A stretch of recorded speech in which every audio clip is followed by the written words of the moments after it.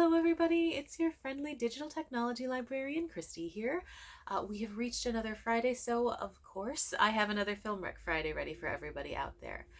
Now, this week's theme has come about primarily because I am a massive sloth at the moment. It is horribly cold, so all I want to do is sit at home, bundle up in 10,000 layers, and watch movies. So, if I'm watching movies anyway, why not let the characters go out and do exciting, adventurous things for me? So, this week is all about characters with adventurous spirits for whatever reason.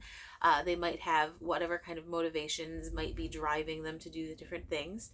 And hopefully, you will find something within one of these tales that will speak to you. As always, all of these recommendations are available entirely for free with the use of your Milan-Berlin library card, and they are available on one of our video services. This week, we're focusing on Hoopla Digital and Canopy. So without any further ado, let's get started on those recs. All right, let's kick things off with a couple of recommendations from Hoopla, the first of which is 2021's The Waterman. Now, this is a fairly new film, and I'd not even heard about it prior to this week, but I really enjoyed it. It's sort of a family film with a lot of layers of drama, with some layers of fantasy into it, and it tells the story of a young boy named Gunnar who moves with his family to a new town that is incredibly different from his prior home. He feels pretty on the fringe of society there, and in addition to that, he is dealing with his mother's rapidly declining health. His mother is played by Rosario Dawson. She does a phenomenal job in the role. She, as far as this family goes, is sort of the voice of reason. She's always optimistic. She's trying to get the men in her life to, look at the bright side of things. It's a fresh start, a new place. And she is who I think the audience also gravitates to, in addition to Gunnar as the main character. So his mother is very, very ill, and Gunnar's relationship with his father is kind of disjointed. Up until this point in the story, Gunnar's father was pretty absent due to his job. Amos had always been away, and now suddenly is part of his everyday life, and the two of them just don't know how to communicate. Additionally, Amos is trying to deal with his wife's illness, so of course there's always so much stress going on, and he, at times, can be very emotionally distant and then also incredibly terse when he does interact with Gunnar. So their relationship is contentious at best, and it's just not a really happy home life for Gunnar at this point when we meet him in the film. Gunnar does manage to start meeting people within this new place, and as he's meeting different people, he ends up hearing this legend about this mythical guy who's somehow figured out the key to immortality. Now, let me preface this next part with the fact that Gunnar has an incredibly rich imagination to begin with. He is an aspiring graphic novelist. He draws these amazing graphics, and he's got this story that he's writing on his own already. And so he just really latches on to this mythical being concept. And somehow he gets it into his head that if he can track this guy down, it might help his mother. And it's worth it to him at that point to go out and figure out where this guy is. He ends up going out on this quest with a young woman he meets. Her name is Jo. She is pretty isolated as well, and he gets her to commit to taking this journey with him. So the two of them head off into the wilds, really all on their own, and they're just kids. They don't really have a lot of experience going out and tracking someone down, but they're going to do it. They're going to figure things out. And really all that Gunnar has is a map to go by, this map from this man that he heard the legend about. While they're questing on their own, Gunner's father Amos discovers a note that his son left behind, saying that he's off to go on this quest, and is quite concerned considering his son is young and has no experience in the wilds. So he starts his own quest in order to bring his son back home. So you've got these two separate but connected stories going on at the same time. And the father's story uncovers more and more about the things that Joe has hidden about her. And it's just one of those tales that every scene that swaps back and forth, you learn a little bit more. Uh, it's one of those movies that adds elements of fantasy to it, but in a realistic way, if that makes sense. I guess fantastic realism, I suppose, but it's not at the same time. It's definitely not fantastic realism, and you learn more about that as the film goes on. It actually, from the get-go, even from the trailer, reminded me in a lot of ways of Patrick Ness's A Monster Calls. That whole concept of a child protecting its parent, of a child saving its parent. Um, those movies tend to be the ones that I get caught up in very quickly, and this is no different. I was hooked in right away, because you like Gunner and you like his mother immediately. You definitely want to, like, you hope that maybe there's some way that Gunner will be able to transcend the reality of the situation. Um, and the whole movie, it drives that whole idea home. So if you are looking for a film that talks about family ties, that explores the bonds of parents and their children, along with bonds between friends, Joe and Gunner, they really do manifest this sort of beautiful friendship by the end of the movie. And it really, I think, adds a massive amount to the film itself, rather than just being, a movie about the bonds between a mother and a son, a father and a son. It's also about how far you'll go to help someone through the bonds of friendship too. So yeah, if you're looking for anything like that, if you love solid acting, they cast the adults so well. You have faces that you've seen in tons of other movies playing these small but integral roles. Alfred Molina, especially, look out for him. He's incredible. Small role, but like absolutely vital to the film. So yeah, definitely check out The Waterman. I thought it was really great. It's definitely a sentimental film, but one that I don't think is saccharine at all. It's just moving and quite lovely. So again, The Waterman, available on Hoopla. Definitely check it out. Moving right along to our next recommendation, which is available on both Hoopla and Canopy, so whichever service you prefer, and that is for the 2015 film The Young and Prodigious T.S. Spivet. Now, this is a movie I've wanted to recommend for quite some time. I just could never manage to fit it in to any particular theme, but is absolutely perfect for the concept of adventuresome spirits. So Young and Prodigious T.S. Spivet tells the story of a young boy. He's about 12 years old. He's a total genius, and he has a very strange family life. His incredibly isolated family, at that, lives on this sort of nouveau Western ranch. His mother is quite snooty, but an absolute brilliant entomologist. His father is sort of this Marlboro man, cowboy wannabe, but someone who's still a very good father. He has an older sister who's pretty typical of your movie teens. She's quite self-absorbed and always thinking about her own personal life, and that's really the only thing that she cares about. And then you have T.S. And his quirky, incredibly odd genius habits. Anyway, he discovers that he has won an incredibly prestigious award for an invention that he made, and due to some issues at home, he decides to run away to Washington to pick up this award.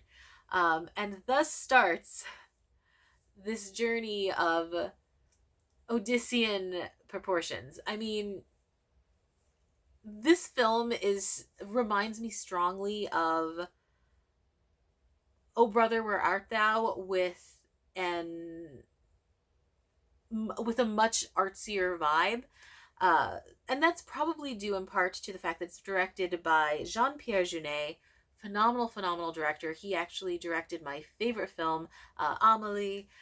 He just has this eye for color that no other director has, in my opinion. I love the way his movies look.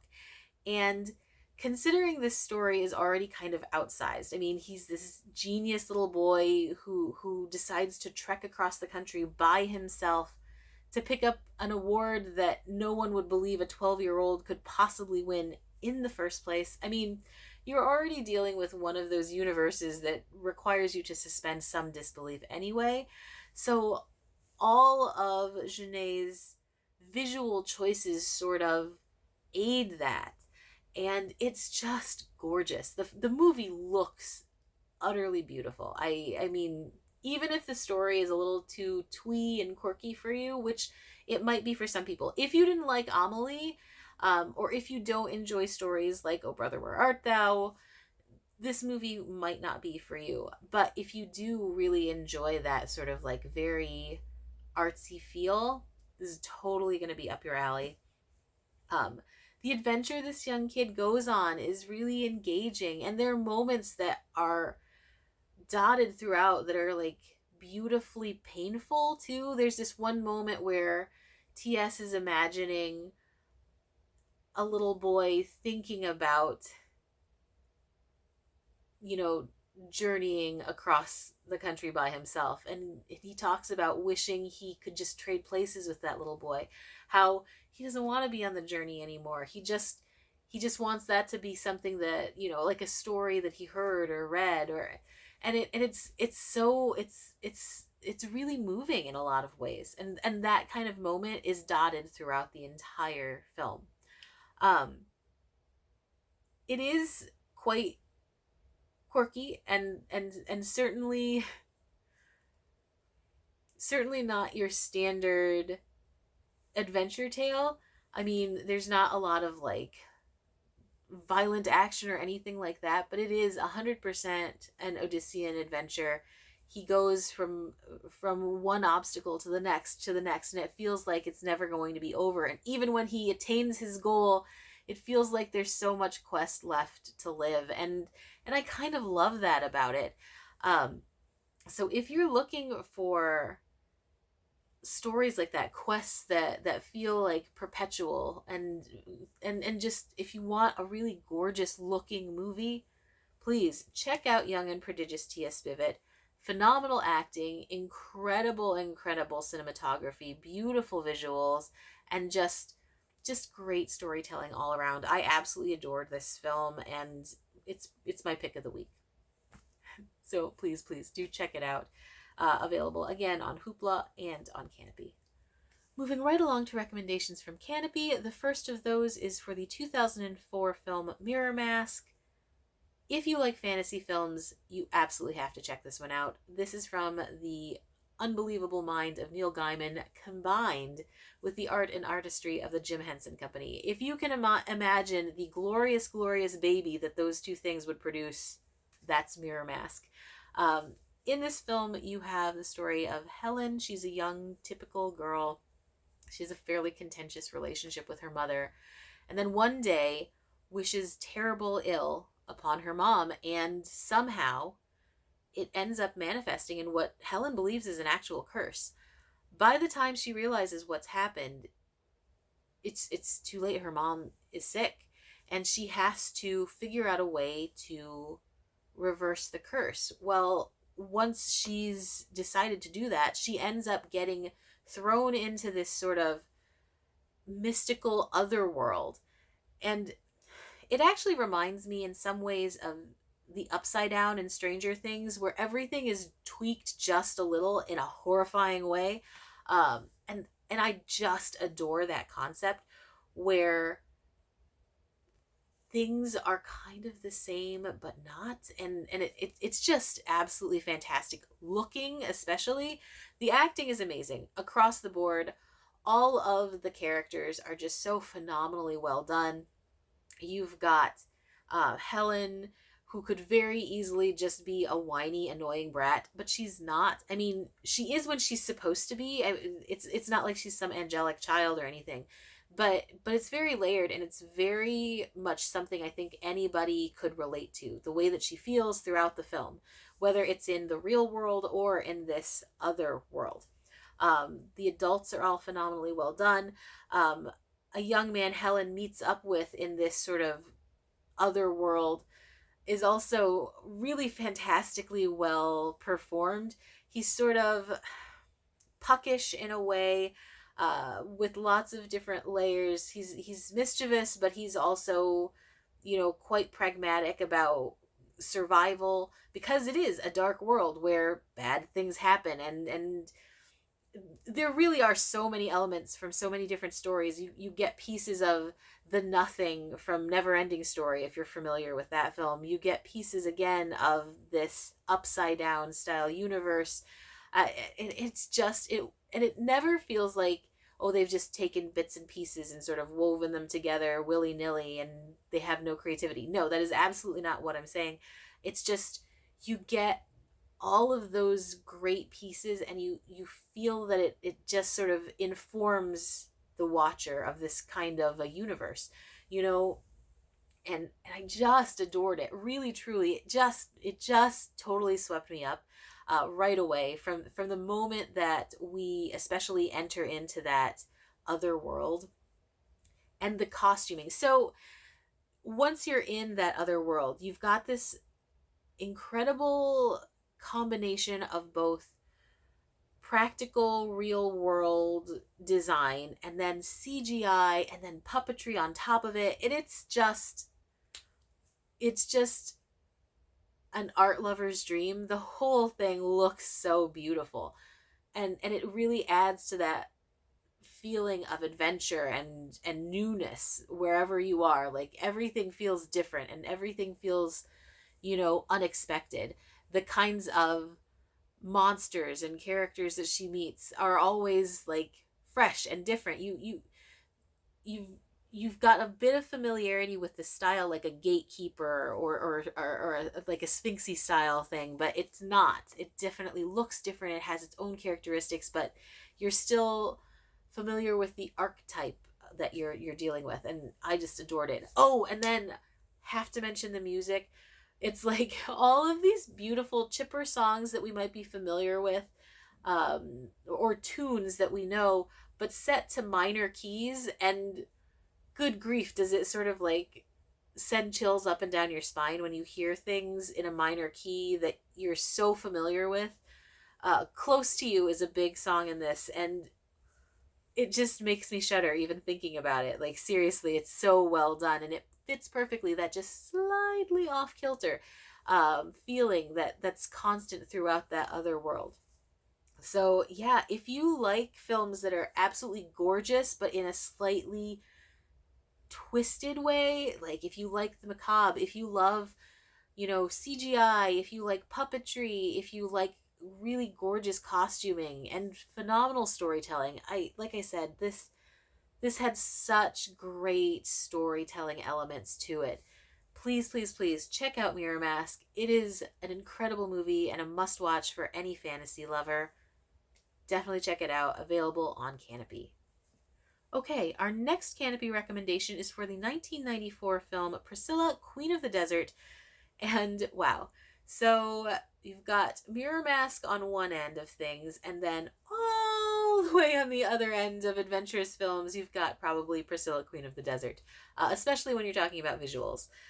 In Priscilla, we're dealing with three main characters played by the brilliant actors Hugo Weaving, Guy Pearce, and Terrence Stamp. That's a crazy good central cast. Crazy good. They all are living in Sydney, Australia. They've got their own lives.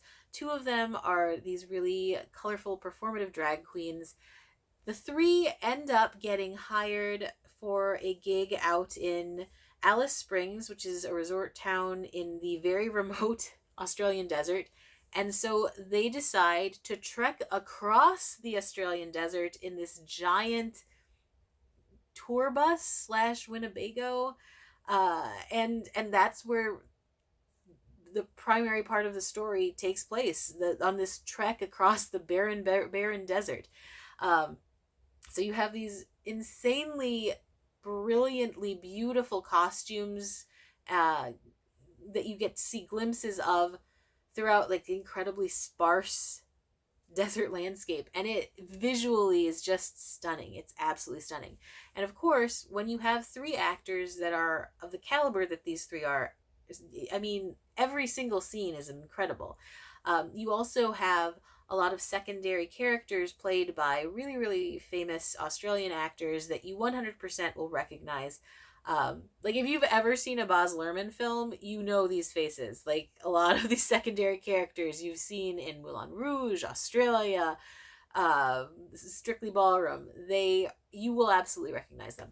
Anyway, you've got this phenomenal cast, absolutely beautiful costuming, visuals that are crazy, and really quite a beautiful quest story. Things begin to unfold. We learn more and more about the backstories of each of these three characters, and Hugo Weaving's character in particular has a lot of layers to him, and a lot of history, and we find out he is really the reason why we're heading to Alice Springs.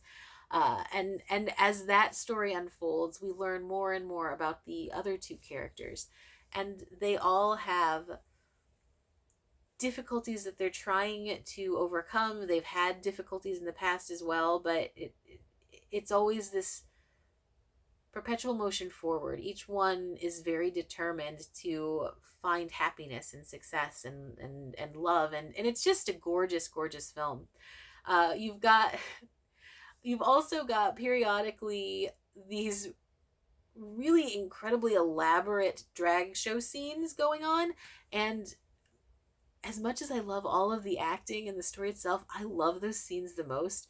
They're so well choreographed and just visually stunning.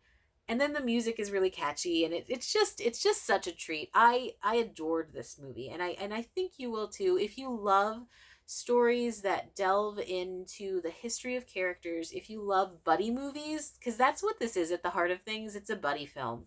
If you like road trip movies, this is one crazy road trip, man. And if you like quirky and charming Australian storytelling in particular, like, there's definitely this sensibility that you get from Australian comedy in particular that I think you don't get anywhere else. And Priscilla is a perfect example of that. So please check it out. It's available on Canopy. Priscilla, Queen of the Desert. You will definitely 100% enjoy it. Okay, my last recommendation for this week is for another Canopy film, and this one is the 2019 documentary Never Surrender. Now, this documentary is essentially a love letter to the cult classic Galaxy Quest. I am a massive, massive fan of the movie Galaxy Quest. It's just such the perfect film. For those of you who might not be familiar, Galaxy Quest is sort of a spoof of Star Trek and other sci-fi TV shows like it. Everything from those sort of incredibly cardboard sets to kind of cardboard acting to stereotypical depictions of women, particularly of that era, and as well as sort of taking little shots at the actors themselves. You've got the leading man who always ends up being a little bit over the top in reality, and definitely kind of a stuffed shirt. You've got the overly educated and trained actor playing a role that he feels is beneath him. You've got the sort of like bimbo-esque kind of character. and you've got so many other tropes that you see within the actual Star Trek universe being sent up in this movie, and it's just so much fun, like so much fun.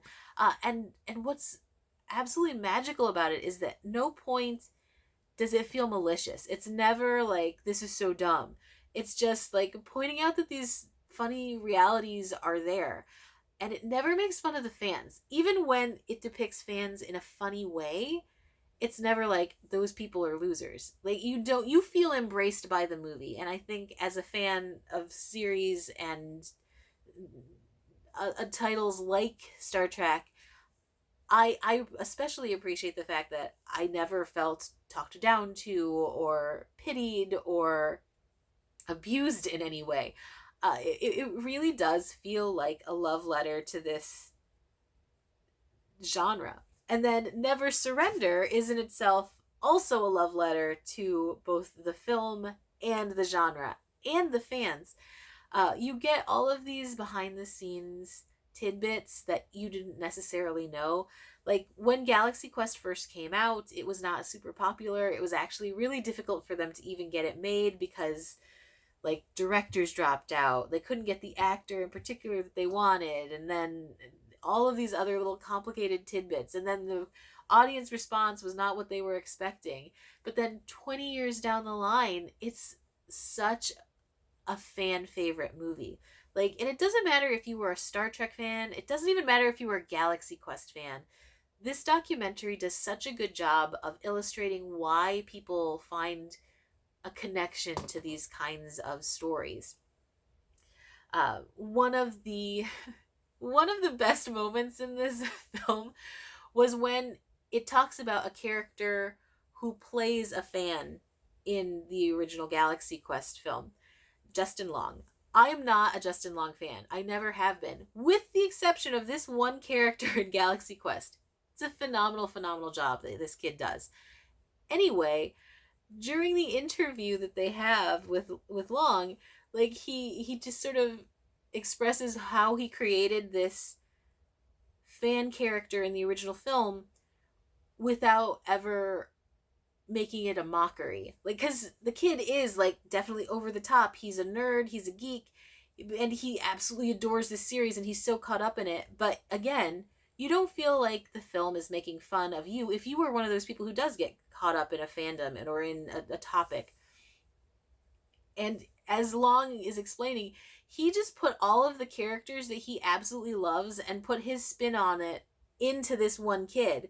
And it works so well. And there's so many wonderful moments in the original film that connect his character to the rest of the story.